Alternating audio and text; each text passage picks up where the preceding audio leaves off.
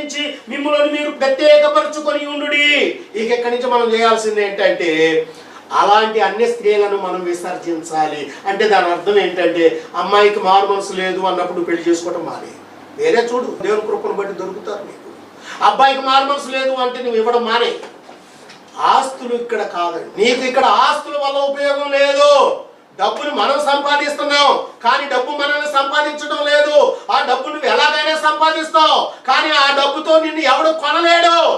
ఎవడైనా నిన్ను కొన్నాడు అని అంటే నువ్వు బానిస కింద లెక్క. అది గుర్తుపెట్టుకో. బానిసగా మారకూడదు. నువ్వు అక్కడికి అమ్ముడుపోయేంత స్థితి లేదు నీకు. నిన్ను కొనగలిగేవాడు భూమి మీద ఎవడూ లేడు.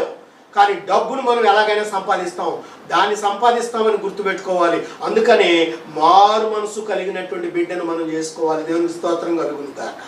అపవిత్రులు కాకుండా మనల్ని మనం కాపాడుకోవాలి. ఈ యొక్క అపవిత్రులు మనం చేసుకోవడం వల్ల జరిగేది ఏంటో చెప్పనా?